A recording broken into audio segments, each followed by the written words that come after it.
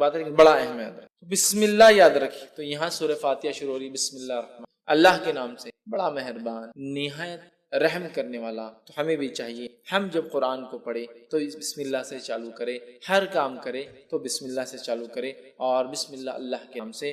ظاہر سی بات ہے اگر ہم کسی کام کو اللہ کے نام شروع کریں گے تو یہ کام بابرکت ہوگا، فضیلت کا حامل ہوگا، اہمیت کا حامل ہوگا، برکت لائیں گا، رحمت لائیں گا، ہے نا، اللہ کا کرم ہمارے طرف متوجہ ہوگا. اس لیے کہ ہم نے اللہ کے بابرکت نام سے چیز کی شروعات کی، اور اللہ کے نام سے زیادہ بابرکت چیز دنیا میں کوئی نہیں ہے. سب سے بابرکت چیز، اس کے بعد اللہ تعالیٰ جس میں تاثیر دے اس کو برکت والا اللہ بنا دیتا، لیکن سب سے بابرکت چیز. تو ہم جب شروعات کریں کسی چیز کی بسم اللہ سے کریں. تو یہاں بھی اللہ نے سورۃ الفاتحہ کی اپنی کتاب کی ابتدا بسم اللہ الرحمن الرحیم، اللہ کے نام سے بڑا مہربان نہایت رحم والا. ٹھیک ہے، یہ اس کا معنی ہے. الحمدللہ رب العالمین. آیت نمبر 2، تمام تعریفیں اس اللہ کے لیے جو سارے عالم کا رب ہے. تمام تعریفیں اس اللہ کے لیے سارے عالم کا رب ہے. اب قرآن کی ابتدا اور سٹارٹ دیکھیے کتنی بیوٹیفلی ہو رہی ہے، کتنی خوبصورتی کے ساتھ ہے. پہلے شروعات کرنے کا طریقہ سکھا دیا گیا، کتاب شروع ہوتی ہے بسم اللہ الرحمن الرحیم، ہر کام سے پہلے کرو. دوسرا الحمدللہ رب العالمین، تمام تعریفیں اس اللہ کے لیے ہے جو سارے عالم کا رب ہے. تعریف حمد کرنے یا حمد کسی کی جائے تو وہ صرف اللہ کی ذات ہے، یہ بتا دیا گیا. اور اللہ رب العزت کون ہے، انٹروڈکشن بھی آ جا رہا ہے دوسری آیت کے اندر. الحمدللہ رب العالمین، تمام تعریفیں اس اللہ کے لیے جو سارے عالم کا رب ہے. مطلب اللہ تعالیٰ کوئی لوکل، علاقائی، ٹرائبل یا ریجنل گاڈ نہیں ہے. جس رب کی ہم تعریف کر رہے ہیں وہ رب سارے عالم کا رب ہے. جس کی ہم تعریف، سارے عالم، سارے عالم، عالم جو کچھ وجود میں ہے سب عالم، جو کچھ وجود میں سب عالم میں. تو تمام تعریفیں اس اللہ کے لیے جو سارے عالم کا، تمام چیزیں جو وجود میں لائی ہے اس نے، ان سب کا رب. سمجھ رہا؟ الحمدللہ، تمام تعریف. اور الحمدللہ کا معنی شکر کے اس میں نہیں لینا چاہیے. حالانکہ حمد میں شکر شامل ہے لیکن شکر میں حمد شامل نہیں ہے. کیوں کہہ رہا ہوں میں؟ جنرلی اردو اسپیکنگ میں کیا ہوتا ہے ہمارے پاس، الحمدللہ کا معنی کیا لیتے ہیں ہم لوگ؟ اللہ کا شکر. اب پرابلم کیا ہوتی ہے، حمد میں شکر شامل ہے لیکن شکر میں حمد شامل نہیں ہے. سمجھ رہے آپ؟ جیسا کہ اگر میں کہہ رہا ہوں شکریہ بھائی صاحب آپ نے میرا کام کیا، لیکن ضروری نہیں میں اس کی تعریف کروں، میں پسند بھی نہیں کرتا ہوں اس کو، نہیں شکریہ ادا کرتا. حمد میں شکر شامل ہے، شکر میں حمد شامل نہیں ہے. اگر ہم اردو زبان کے اعتبار سے اس کا معنی اللہ کا شکر ہے، جیسا کہ لوگ کھانا کھاتے ڈکارائی تو الحمدللہ پڑھتے ہیں، اس کے علاوہ بہت کم پڑھتے ہیں. حالانکہ الحمدللہ کے تعلق سے اس کی فضیلت ہے، لا الہ الا اللہ افضل الذکر، الحمدللہ افضل الدعاء. حدیث کے الفاظ، افضل الدعاء، سب سے افضل دعا الحمدللہ، سب سے افضل دعا الحمدللہ. تو بہرحال اس کا معنی تمام تعریفیں، تمام شکر اللہ کے لیے نہیں ہے، تمام تعریف. چونکہ شکر کے اندر حمد شامل نہیں ہوتی، حمد میں شکر شامل ہے، تو ہم اس کو تمام تعریفیں لے. اللہ کا شکر یہ معنی مت لے، ورنہ اللہ کا شکر معنی میں لیں گے تو پھر صرف اچھائی پہ بولنا پڑیں گا. اگر کوئی خیر ہم کو نظر نہ آیا تو ہم اس پہ الحمدللہ کیوں بولیں گے، الحمدللہ کیوں بولیں گے؟ جیسا کہ کوئی پیدا ہو گیا کسی گھر میں، بچہ پیدا ہوا تو کیا بولتے ہیں لوگ؟ الحمدللہ اللہ نے مجھے اولاد عطا کی. لیکن اگر کسی گھر میں کوئی مر گیا اور آپ نے کہا الحمدللہ تو آپ گئے، کیوں کہ معنی کیا اس میں لیا جا رہا ہے؟ تمام شکر، شکر. تو یار یہ موت پہ تم بول رہے، جب کہ الحمدللہ تمام تعریف ہے. تو کوئی پیدا ہوگی تو تعریف اللہ کی، کوئی بیمار ہوگی تو تعریف اللہ کی، کوئی مر جائے بھی تو تعریف اللہ کی، دنیا میں خیر بھی آئے تعریف اللہ کی، شر بھی ہمارے اوپر آئے جو کہ آزمائش، تعریف اللہ کی. تعریف اللہ کی یاد رکھیے چاہے حالات سے ہم جو بھی گزرے. تو الحمدللہ رب العالمین، تمام تعریف اس اللہ کے لیے جو سارے عالم کا، عالم سے مراد ہر وہ چیز جو ایگزسٹنس میں، ہر وہ چیز جو وجود میں ہے، انسانوں کا عالم، جنوں کا عالم، فرشتوں کا عالم، کیڑے مکوڑوں کا عالم، مچھلیوں کا عالم، جانوروں کا عالم، چرند پرند کا عالم، تمام چیزیں جو کچھ ہے، کائناتوں کا عالم. یاد رکھیے لا تعداد کائنات جو اللہ نے، تمام عالموں کو آپ دیکھیں تو آپ تعجب کریں گے. تمام تعریفیں اس اللہ کے لیے سارے عالم کا رب ہے، ان سب کو بنانے والا ہے. اس لیے کہ اگر اس عالم پہ کوئی غور کرے نا تو بنانے والے کی ذات پر خود ایمان لاتا، جتنی چیزیں اس نے. اور رب کہتے عربی رب کہتے اس ذات کو کہ جتنا، جب جتنا ضرورت ہو اتنا دینے والا، جب جتنا ضرورت ہو اتنا دینے والا، اس کو کہتے ہیں رب. بچہ ماں کی پیٹ میں ہے، جب جتنی ضرورت ہے اس کو وہاں دینے والا. ماں کی پیٹ سے نکل کے دنیا میں آ گیا، جب جتنی ضرورت ہے اس کو وہ چیز دینے والا. جو جو اس کی چیزیں ضرورت کی وہ چیزیں اس فراہم کر دے رہا ہے. سمجھ رہا؟ تو یہ ہوتا ہے رب، جو جب جتنا جیسے ضرورت ہو اتنا دینے والا. سمجھ رہے؟ نہ زیادہ نہ کم، جتنی آپ کو ضرورت ہے.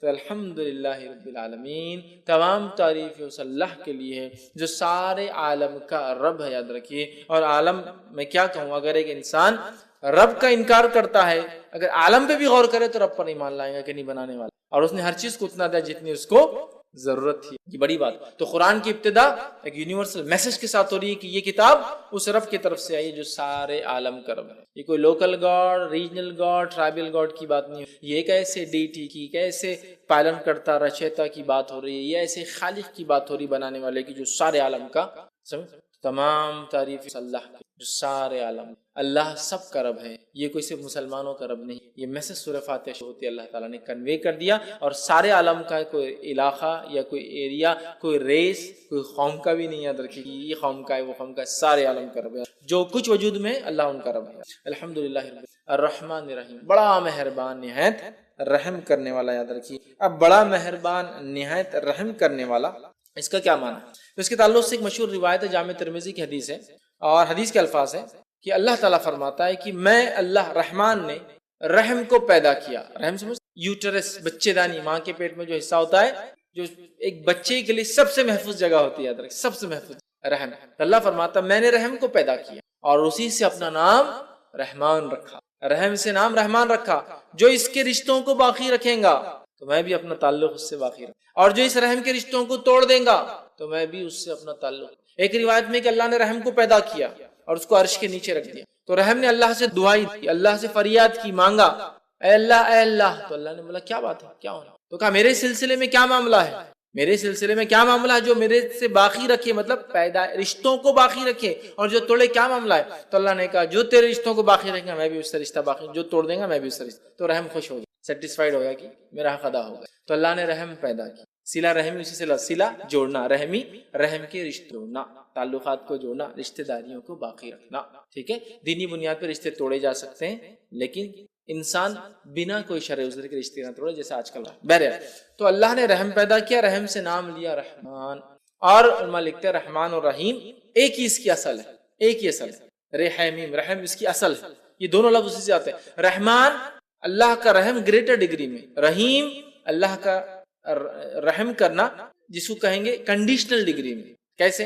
اللہ بارش برساتا ہے، جب بارش برستی ہے ایک علاقے میں تو مسلم اور غیر مسلم، ایمان والا اور کافر، ماننے والا نہ ماننے والا، شکر کرنے والا نہ شکرے، سب پر برستی، سب فائدہ اٹھاتے. رحمان انکنڈیشنل رحم. اور رحیم کنڈیشنل رحم. اللہ تعالیٰ روز قیامت صرف مومنوں پہ رحم کریں گا، کافروں پہ نہیں. سمجھ رہا؟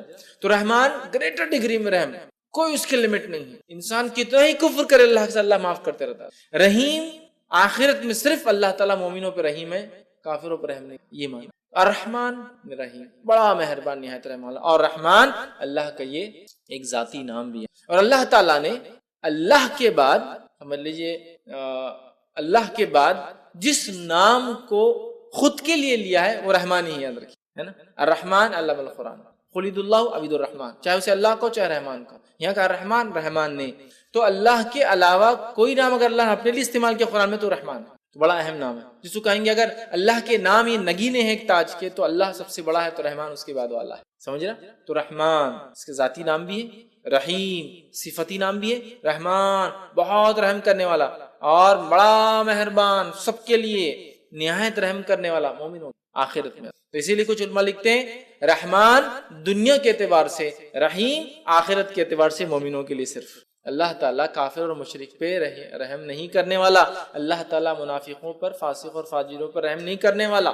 یہ الگ بات ہے کہ جو کافر کفر اور شرک پہ مرے وہ تو ہمیشہ جہنم میں جلیں گے، کوئی رحم نہیں ہوگا. باقی لوگ جو فاسق فاجر تھے اپنے گناہوں کی سزا بھگت کر آ جائیں گے. تو رحم صرف ان پر جو ایمان کے تقاضوں کو پورا کر کے گئے. سمجھ رہے ہیں؟ اور رحمان سب پر. تو اسی لیے علماء لکھتے ہیں رحمان دنیا کے اعتبار سے، رحیم آخرت کے اعتبار سے. اور اللہ رب العزت نے اس بات کو یوں بھی قرآن نے فرمایا، سورہ نمبر 33 آیت میں 43 کے اندر کہا وَكَانَ بِالْمُؤْمِنِينَ رَحِيمًا. اور اللہ تو مومنوں کے لیے رحم کرنے والا ہے، دوسروں کے لیے. لیکن رحمان ساری انسانیت کے، اس بات کو ہم یاد رکھیں. تو رحمان مالک روز جزا کا، بدلے کے دن کا مالک، قیامت. اب کیا اللہ کے علاوہ کیا کوئی اور مالک ہے؟ تو اللہ یہ کیوں کہہ رہا قیامت کے روز کا مالک؟ تو دنیا کا مالک ہے، آخرت کا مالک ہے. لیکن دنیا میں کہیں نہ کہیں کسی نہ کسی بنیاد پر ہم چھوٹے ہی ایک دم جس کو بنی اللہ کے مقابلے میں تو یہ دعویٰ کچھ بھی مان، لیکن کہیں نہ کہیں دعوے دار ہوتے یہ میرا ہے وہ میرا ہے، میں یہاں کا بادشاہ ہوں وہ وہاں کے مالک ہے نا، یہ فلاں کے مالک ہے. کچھ نہ کچھ ملکیت ہوتی ہے نا ہماری. لیکن آخرت میں کچھ بھی نہیں ہوگا. ہم ٹیسٹ سے گزر چکے, جو کچھ دیا گیا آخرت میں صرف اور صرف ہر چیز اللہ تعالیٰ کی. تو مالک یوم الدین روز جزا کا, اس کا ایک قرأت یہ ملک یوم الدین بادشاہ روز جزا کا, مالک روز جزا کا, دونوں کا معنی ہے. دونوں کا معنی کہ بادشاہ مالک بھی ہوتا ہے, سمجھ رہے ہیں, اور مالک تو اللہ کی ایک صفت بھی یاد رکھیں الملک. تو بادشاہ روز جزا کا, تو مالک یوم الدین روز جزا کا مالک. روز جزا کا مطلب قیامت کے دن کا مالک, ٹھیک. اور مالک یہ معنی کو اگر ہم سمجھ گئے نا, مالک کی ملکیت کیا ہوتی ہے. جیسے کہ ایک آدمی شرک کرتا ہے تو وہ کیا کر رہا ہے ایکچولی, مالک اللہ رب العزت کی ملکیت میں کسی کو ایڈ کر رہا ہے لا کر, جبکہ اللہ اکیلا مالک ہے. بنانے والے نے اگر کوئی چیز بنائی تو کیا وہ پسند کریں گا اس کے گھر کے اندر کوئی اور آ کے اس کی باؤنڈری کے اندر کچھ بنائے؟ تو اللہ تعالیٰ بھی, بادشاہ بھی پسند نہیں کرتا اس کی ملکیت میں کوئی آئے, اور مالک بھی پسند نہیں کرتا اس کی ملکیت میں. تو بادشاہ ہے روز آخرت میں قیامت دن کا اللہ تعالیٰ مالک یوم الدین. یوم الدین وہ دن جس دن ترازو قائم ہوگا, وہ دن جس دن لوگوں پہ انصاف ہوگا, وہ دن جس دن لوگوں کے اچھے اور برے اعمال کے اعتبار سے فیصلے ہوں گے, وہ دن جس دن لوگوں نے جو اچھا کیا ان کو اس کا بدلہ, جنہوں نے برا کیا ان کو ان کی بدلے دیے جائیں گے. اس دن کا اللہ تعالیٰ مالک ہے. اور اس تعلق سے ایک روایت آتی ہے, صحیح بخاری اور صحیح مسلم کی روایت ہے, قیامت کے دن زمین اور آسمان اللہ تعالیٰ کے سیدھے ہاتھ میں, اور اللہ تعالیٰ ایک آواز لگائیں گا, اور آواز اس طرح سے, انا الملک, آج میں بادشاہ. این الملوک الارض, کہاں ہے دنیا کے وہ بادشاہ, این الجبارون و این الملک, کہاں ہے وہ دنیا کے بادشاہ جو ظلم اور زیادتی اور جبر کرتے اپنے لوگوں پر, اور کہاں ہے وہ جو تکبر کیا کرتے. اللہ آواز دیں گا. لہٰذا تکبر کرنا بہت خطرناک بات ہے, خاص طور سے جب آدمی کو اللہ مال دولت یا پوجن یا سلطنت یا ملکیت دے, اس لیے کہ اللہ آواز دے گا, کہاں ہے دنیا کی بادشاہ, آج میں بادشاہ ہوں, آج کوئی دوسرا بادشاہ نہیں, کسی کی بادشاہت نہیں چلیں گے, آج میں بادشاہ ہوں. کہاں ہے دنیا کی بادشاہ, لا ان کو, کہاں ہے جو جبر و زیادتی کرتے, کہاں ہے وہ لوگ جو تکبر کرتے. تو اللہ تعالیٰ یاد رکھیے بدلے کے دن مالک ہے. اور اللہ رب العزت نے سورہ غافر سورہ نمبر 40 آیت نمبر 16 میں فرمایا, لمن الملک اليوم للہ, آج کس کے لیے ملکیت ہے, صرف اس ایک اللہ کے جو واحد ہے اور قہار. سمجھ رہے ہیں, تو آج قیامت کے روز کسی کی ملکیت نہیں ہو, اور زمین و آسمان اللہ کے سیدھے ہاتھ میں ہوں گے. یاد رکھیں, اور اللہ تعالیٰ کہیں گا کہاں ہے دنیا, آج میں بادشاہ. سمجھ رہے ہیں بات کو. لہٰذا اللہ بادشاہ ہے روز جزا کا, بدلے کے دن کا. جس دن جو دنیا میں کیا تھا اس کو اس کے بدلے چکائے جائیں گے, حساب اور کتاب ہوگا. اس ڈگری اور اس لیول تک کہ ایک بکری جس کو ہوں گے اس کو کسی سینگ والی بکری نے مارا ہوگا تو بغیر سینگ والی کو سینگ دیا جائے گا, وہ اس بکری کو ماریں گے جس نے دنیا میں مارا تھا, اور ان کا معاملہ ختم. صحیح مسلم کی. اس دن کا اللہ تعالیٰ جو ہے مالک ہے, مالک یوم. پھر اللہ نے فرمایا ایاک نعبد و ایاک, اے اللہ ہم تیری ہی عبادت کرتے ہیں اور تجھی سے ہی مدد طلب کرتے ہیں. اے اللہ ہم تیری بھی عبادت کرتے ہیں اور تجھ سے بھی مدد طلب کرتے نہیں ہیں, تیری ہی, صرف اور صرف اے اللہ تیری عبادت اور تجھی سے مدد طلب کرتے. اگر اتنی بات بھی ایک بندہ سمجھ جائے نا, ایک مومن بندہ, تو انشاءاللہ کم از کم مسلمان شرک نہیں. حالت یہ ہے کہ ہم اس صورت کو پڑھتے ہیں, کتنی بار پڑھتے ہیں, خالی فرض نمازیں جو لوگ پڑھتے ہیں, خالی فرض تو 17 بار ہو جاتی ہے. فجر کی 2 رکعت, ظہر کی 4 رکعت, عصر کی 4 رکعت, مغرب کی 3 رکعت, عشاء کی 4, 17 دفعے پڑھ رہا ہے اس کو. ایاک نعبد و ایاک نستعین, اے اللہ ہم تیری ہی عبادت کر اور تجھی سے ہی مدد طلب, تیری بھی نہیں, تیری ہی. سمجھ رہا ہوں. جیسا کہ مثال کے لیے اگر میں کسی سے کہوں, میں اپنے بھائی سے کہہ رہا ہوں, میں اپنی والدہ سے کہہ رہا ہوں, ٹھیک, کہ میں آپ سے بھی محبت کروں, اور ایک ہے میں آپ سے ہی محبت کروں. جب آپ سے ہی کہہ رہا ہوں تو اس کا مطلب کوئی اور شریک نہیں اس محبت, اور آپ سے بھی کہہ رہا ہوں تو مطلب بہت لوگ. تو یہاں جو صیغہ ہے تیری ہی عبادت کرتے, تجھی سے ہی مدد طلب کرتے ہیں, تیرے علاوہ کسی کی عبادت نہیں کرتے, اور تیرے علاوہ کسی سے مدد طلب نہیں کرتے کسی بھی قسم. یہ معنی ہے. اور اس آیت کو ہم دیکھیں تو پہلی 4 آیتیں اللہ کی تعریف حمد و ثنا تھی. یہ آیت 2 حصوں میں تقسیم, یہ آیت 2 حصوں میں تقسیم, آدھی بندے اللہ کے لیے, آدھی بندے کے لیے. اور بندہ اس کے بعد اپنی باتیں رکھ رہا ہے, تجھی سے مدد طلب کرتے. کیا طلب کرتے, آگے دعا بھی اللہ ہی سکھا رہا ہے. سبحان اللہ. سورۃ الفاتحہ ایک خوبصورت صرف اللہ کی حمد و ثنا اور دعا نہیں ہے, بلکہ یہ بہترین اپنے آپ میں ایک مکمل دعا ایک بندے کے لیے جو اس کو زندگی جینے کے لیے چاہیے. اور جو دعا اللہ نے اس میں سکھا, اگر اس دعا پہ ہم مکمل کھڑے اتر گئے تو دنیا کی اور آخرت کی کامیابی ہمارے لیے یاد رکھیں. تیری ہی عبادت کرتے ہیں, تیرے ساتھ کسی کو ذرہ برابر بھی ہم شریک نہیں کرتے ہیں کسی بھی چیز میں,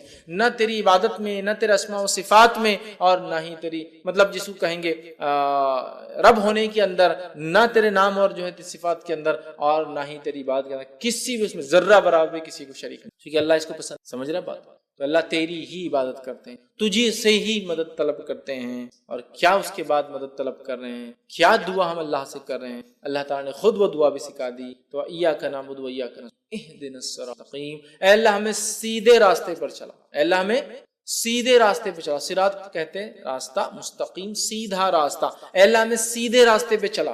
اب سیدھے راستے کی ہم دعا کرتے ہیں اہدنا الصراط المستقیم، اب یہ سیدھے راستے میں ہم کیسے چل پائیں گے بتائیے مجھے؟ اہدنا الصراط المستقیم، سیدھا راستہ دکھا۔ یہ سیدھا راستہ کیا ہے؟ میں جو راستے مجھے وہی سیدھا لگ رہا ہے، آپ جو راستے آپ کو وہ سیدھا لگ رہا ہے، دنیا کا ہر انسان جس راستے اس کو لگا وہی طریقہ وہی سیدھا راستہ ہے۔ کون بتائیں گا سیدھا راستہ کیا ہے؟ میں شرک بدعت کر رہا ہوں مسلمان کہہ کے اپنے آپ کو صراط مستقیم پہ ہوں، سب کو واقعی گمراہ سمجھ رہا ہوں، ہے نا؟ میرا حال یہ ہے کہ میں شرک کر رہا ہوں اور صراط مستقیم پہ سمجھ رہا ہوں، آپ سب کو گمراہ کہہ رہا ہوں۔ آپ کا حال یہ، آپ بھی کچھ تو بھی نیا کر رہے ہیں، اپنے آپ کو صراط مستقیم۔ منافق کا حال یہ کہ منافق بھی دل میں کفر رکھ رہے، ظاہر ایمان کا بتا رہے اور وہ بھی سمجھ رہے سیدھے راستے۔ تو ہمیں سیدھا راستہ دکھا، اسٹریٹ پاتھ، سیدھا راستہ، صراط مستقیم پہ ہم کیسے قائم رہیں گے؟ اس تعلق سے ایک جامع ترمذی کی بڑی بہترین جو ہے روایت ہے وہ میں آپ کے سامنے رکھتا ہوں کہ صراط مستقیم کیا ہے۔ جامع ترمذی کی روایت ہے، نبی اکرم صلی اللہ علیہ وسلم فرماتے ہیں اللہ تعالیٰ تمہارے لیے ایک مثال دیتا ہے، مطلب حدیث قدسی۔ پھر آپ نے فرمایا مثال ایک سیدھے راستے کی، صراط مستقیم مثال ایک سیدھے راستے کی ہے، سیدھا راستہ ہے، اور اس راستے کے دونوں جانب دیواریں کھڑی ہوئی، کیا ہے؟ والز، دیواریں، ان دیواروں کے اندر دروازے ہیں، ان دروازوں پر پردے لگے ہوئے، دیواروں میں دروازے ہیں، دروازوں پر پردے لگے ہوئے، اور ایک انسان، ایک آواز دینے والا سامنے، جو راستے کے سامنے ایک دروازہ ہے، مطلب راستہ جہاں جا رہا وہاں ایک دروازہ ہے، اس کے سامنے راستے پہ نیچے کھڑے کے آواز دیتا ہے لوگو میری طرف آؤ، اے لوگو میری طرف۔ اور دوسرا ایک کھڑا ہوا ہے جو آواز دینے والا، وہ اوپر کھڑا ہے، مطلب دروازے کے اندر ایک کھڑا ہے اور ایک اوپر کھڑا ہے۔ جب کوئی انسان اس سیدھے راستے پہ چلتے چلتے وہ پردہ ہٹانے کی کوشش کرتا ہے، وہ جو دروازوں پہ پردے ہیں نا ہٹانے کی کوشش کرتا ہے، اوپر والا آواز دیتا ہے اے بندے اس طرف مت جانا ورنہ تو اس سے گزر جائے گا، اے شخص تجھ پہ ہلاکت ہو، اس پردے کو مت ہٹانا ورنہ تو اس سے گزر جائے گا۔ پھر آپ نے فرمایا یہ سیدھا راستہ صراط مستقیم، یہ اسٹریٹ جو راستے کی بات صراط مستقیم، اس کے دونوں جانب جو دو دیواریں اللہ کی حدود ہے، لیمیٹیشنز ہے، اس کے باہر بھی نہیں، اس کے باہر بھی نہیں، اس کے بیچ میں چلنا ہے، within this boundaries، یہ لیمیٹیشنز ہے۔ اس میں جو دروازے بنے ہوئے تھے یہ اللہ کی حرام کردہ چیزیں ہے، اس پہ جو پردے لگے تھے تم کو بتا دیا گیا کہ یہ حرام ہے، بتا دیا گیا حرام ہے، جانا نہیں۔ بیچ میں جو آواز دینے والا کہتا ہے لوگو میری طرف آؤ، میری طرف آؤ، تم صراط مستقیم پہ رہو گے، وہ قرآن ہے۔ کہتا ہے لوگو میری طرف آؤ، تم صراط مستقیم پہ، وہ قرآن ہے۔ اور اوپر جو آواز دینے والا ہے، جب وہ آدمی پردہ ہٹانے کی کوشش کرتا ہے، حرام چیز کی طرف جانے کی کوشش کرتا ہے، تو آپ نے فرمایا وہ جو اوپر والا آواز جو دیتا ہے ایک مومن کا سچا دل ہے جو سب سے پہلے حرام چیز پر اس کے خلاف گواہی دیتا ہے، ارے مت کرو غلط ہے۔ مومن کا سچا دل ہے جو سب سے پہلے خود بولتا ہے ارے مت کرو وہ غلط ہے۔ تو صراط مستقیم پہ ہم کیسے قائم رہیں گے؟ امت مسلمہ صراط مستقیم پہ کیسے قائم رہیں گی؟ قرآن کے ذریعے میرے بھائی۔ اب قرآن کو چھوڑ کے باقی سب طریقوں پہ انسان چلیں گا تو کیا صراط مستقیم پہ قائم رہیں گا؟ نہیں، یہ کہ صراط مستقیم ایک سیدھا راستہ ہے، لیکن اس راستے میں بہت سارے شارٹ کٹس بھی کھلتے ہیں، لیکن سارے شارٹ کٹ جہنم میں جاتے ہیں۔ ابن ماجہ کی روایت ہے، نبی اکرم صلی اللہ علیہ وسلم ایک صحابی کا انتقال ہوا، تشریف فرماتے خبر کھودی جا رہی تھی، آپ نے ایک ٹہنی جھاڑ کے ہاتھ میں لی اور وہ مٹی میں خبر کی ایک سیدھی لکیر ماری اور اس پہ دائیں بائیں جانب اور لکیریں ماری اور کہا یہ بیچ کا راستہ صراط مستقیم، یہ میرا راستہ، یہ بیچ کا راستہ صراط مستقیم ہے، یہ میرا راستہ ہے۔ اور اس میں جو دائیں اور بائیں جانب لکیریں جا رہی ہے یہ صراط مستقیم پر شیطان بیٹھے ہوئے ہیں جو لوگوں کو گمراہی کی طرف۔ تو صراط مستقیم پر شیطان بیٹھا ہوا ہوتا ہے۔ بہت سارے لوگ بولتے ہیں مسلمان اگر ایک ہے، قرآن ایک ہے، کتاب ایک ہے، کلمہ ایک ہے، نبی ایک ہے، سب چیز ایک ہے، تو پھر ان میں اختلاف کیوں؟ ان میں اختلاف تو یاد رکھیے شیطان ان کے ہی پیچھے ہے جو صراط مستقیم پر ہے نا، شیطان انہی کے پیچھے جو صراط مستقیم ہے، انہی کو تو بہکائیں گا اور بھٹکائیں گا، باقی لوگوں کو تو پہلے گمراہ کر چکا اور اطمینان کے ساتھ آرام کر رہا ہے۔ سمجھ رہے بات؟ تو اختلاف تو ہم میں ہی ہوں گا نا، کیوں؟ اس لیے کہ ہم صراط مستقیم پہ اور شیطان ہی نہیں چاہتا، سمجھا؟ تو سیدھی جو صراط مستقیم ہے نا، اسٹریٹ پاتھ، یہ راستہ ایسا نہیں ہے کہ بالکل آپ اس پہ ایک بار آ گئے تو زندگی بھر اہدنا الصراط المستقیم، اے اللہ ہم سیدھی راستے چلا۔ تو کوئی ایک آدمی جب اسلام قبول کر لیا اپنے آپ سے سوال کر سکتا کیا میں سیدھے راستے پہ نہیں ہوں؟ پھر کیوں مجھے دعا کرنے لگایا جا رہا ہے روز اہدنا الصراط المستقیم، اہدنا الصراط المستقیم، اہدنا الصراط المستقیم؟ کیوں دعا کرنے لگایا جا رہا ہے؟ اس لیے کہ صراط مستقیم پہ آنے کے بعد ہی بھٹکنا سب سے اصل کام ہے شیطان کا، صراط مستقیم پر آنے والوں کو ہی بھٹکانا، باقی کو تو لگا چکا، باقی کو جہنم کے راستے لگا چکا، منافق جہنم کے راستے لگ چکے، کافر جہنم کے راستے لگ چکے، مشرک جہنم کے راستے لگ چکے، ایمان کی طرف آئیں گے تبھی پیچھے پکڑیں گا وہ کہ اب اس کو میں بھٹکاؤں۔ سمجھ رہے ہیں؟ اسی لیے ہم کو ایمان والا ہونے کے ناطے تکبر نہیں کرنا ہے کہ جنت میں جائیں گے، اس لیے کہ ہمیں صراط مستقیم پر مرنے تک دعا کرنا ہے، اللہ ہمیں صراط مستقیم۔ ایمان لانے کے بعد ایک آدمی سوچ سکتا ہے کیوں دعا کرنے لگا جاری سیدھے راستے پہ چلا؟ اس لیے کہ اب خطرہ زیادہ ہے ہمارا جس کو کہیں گے جہنم میں جانے کا، اس لیے اب شیطان ہمارے پیچھے ایڑی چوٹی کا زور لگا دے گا کہ ہمیں سمجھے، اور جہاں وہ شرک نہیں کرا سکیں گے تو چھوٹے چھوٹے گناہ کرا کے خوش رہیں۔ نبی اکرم صلی اللہ علیہ وسلم نے فرمایا کہ اب اس علاقے میں، عرب کے علاقے میں شیطان مایوس ہو چکا ہے کہ اس کی کبھی عبادت ہوگی، اب مایوس ہو گیا، اب نہیں، لیکن وہ تم سے چھوٹے چھوٹے گناہ کروائیں گا جن کو تم معمولی سمجھ کے کرو گے، اور وہ اس میں خوش سیٹسفائیڈ ہے۔ تو جہاں اب شرک نہیں ہو سکتا وہاں صغائر کر کے سیٹسفائیڈ ہے، جہاں وہ شرک کروا سکتا تو پہلے ہی اٹیک کر۔ اس لیے ہم کو ہر روز سکھایا جا رہا ہے اے اللہ ہمیں سیدھے راستے پہ چلا، سیدھے راستے۔ کیوں کہ صراط مستقیم سے بھٹکانے کے لیے شیاطین اہدنا الصراط، اے اللہ ہم سیدھے راستے چلا، صراط الذین انعمت علیہم، اس راستے پر چلا جن پر تیرا انعام ہوا، یاد رکھیں، جن پہ تیرا انعام ہوا، تیری نعمتیں تو نے برسائی، جو تیرے پسندیدہ بندے تھے، انعام ان پہ ہوں گے نا اللہ کے جو پسندیدہ بندے تھے، تو اہدنا الصراط، سیدھے راستے پہ چلا۔ اور کس کے راستے پہ چلا؟ مطلب اس سے پہلے کون تھے جو سیدھے راستے پہ چلے؟ وہ انعام والے لوگ، اہدنا الصراط المستقیم، سیدھے راستے پہ چلا، ان کے راستے پہ چلا جن پہ تیرا انعام ان پہ ہوا جو سیدھے راستے پہ چلے تھے۔ وہ کون تھے؟ من النبیین، وہ انبیاء تھے، والصدیقین، اور سچے لوگ تھے، والشہداء، اور شہید تھے، والصالحین، اور نیکوکار تھے، حسن اولئک رفیقا، جو قرآن کی ایک آیت کا ہی حصہ یاد ہے نا، ایک لمبا واقعہ اس کے پیچھے بہرحال، لیکن انعام والے لوگ کون ہیں یہ آیت کے اندر بتا دیا گیا، وَمَن يُطِعِ اللَّهَ وَرَسُولَهُ فَأُولَٰئِكَ مَعَ الَّذِينَ أَنْعَمَ اللَّهُ مِنَ النَّبِيِّينَ وَالصِّدِّيقِينَ وَالشُّهَدَاءِ وَالصَّالِحِينَ، کہ جو اللہ اس کے رسول کی اطاعت کریں گا تو وہ ہوں گا روز قیامت ان کے ساتھ، من النبیین، انبیاءوں کے ساتھ، والصدیقین، سچوں کے ساتھ، والشہداء، شہیدوں کے ساتھ، والصالحین، اور نیکوکاروں کے ساتھ، حسن اولئک رفیقا، اور کیا ہی بہترین انسان۔ سمجھے آپ؟ انعام کس پر ہو؟ 4 لوگوں پر، انبیاءوں کے طریقے پہ ہم، اور بالخصوص نبی اکرم صلی اللہ علیہ وسلم کے طریقے کی آخری نبی جو ہمیں، وصدیقین، اور سچوں کے طریقے پہ، جس طرح سے ابوبکر الصدیق سچے انسان تھے، سارے دنیا نے جھٹلایا، آپ نے اقرار کیا، سارے لوگ عرب کے ہنس رہے تھے کہ محمد کہہ رہے ہیں، جو مشہور واقعہ ہے کہ آپ کو لقب صدیق کیوں ملا، وہ یہ تھا کہ سارے لوگ ہنس رہے تھے کہ محمد صلی اللہ علیہ وسلم رات کے حصے میں کل گئے اور جا کر مسجد اقصیٰ سے پھر آسمانوں کا سفر کر کے آئے، دیکھو محمد، نعوذ باللہ، محمد صلی اللہ علیہ وسلم تمہارا ساتھی، کسی نے ابوبکر صدیق سے کہا تمہارا ساتھی جو ہے نعوذ باللہ پاگل ہو چکا ہے کہ وہ یہ کہہ رہا ہے کہ رات کے حصے میں مسجد اقصیٰ جو کہ 1 مہینے کا سفر، اس کے بعد آسمانوں کا سفر کر کے آیا ہے۔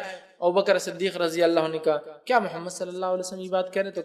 تو کہا پھر میں اس کو مانتا ہوں، وہ جا کر آئے۔ صدیق سچا مطلب تصدیق کرنے والا، صدیقین جیسا ابوبکر صدیق اور دیگر سچے، والشہداء، اور شہید جس طرح سے عمر ابن خطاب رضی اللہ عنہ، جس طرح سے عثمان ابن عفان رضی اللہ عنہ، جس طرح سے علی بن ابی طالب رضی اللہ عنہ، جس طرح سے حمزہ بن ابی طالب رضی اللہ عنہ، اور جس طرح سے ایک لمبی شہداء کی، اور وہ صالح، اور جو نیک لوگ ہیں، اللہ کے نیک بندے ہیں، یہ وہ 4 لوگ ہیں کیٹیگری جن پہ اللہ کا انعام ہوا۔ یہ سب ایمان کے بعد والی چیز ہے، ایمان لائے وہ سارے تقاضوں کو پورا کرنے والے، لیکن ایمان کی بلندیوں کو چھونے والے، جس میں انبیاء جن کے درجے تک ساری انسانیت بھی مل جائے تو ایک نبی کے ایمان کے برابر یہ درجے تک وہ تھے، اور اس کے بعد ان کے راستے پہ ہمیں چلنا ہے، بالخصوص نبی اکرم صلی اللہ علیہ وسلم کے طریقے پہ، اور پھر وہ صدیقین، وہ سچے لوگوں کا جو تصدیق کرتے تھے حق کی ہر دور اور زمانے میں۔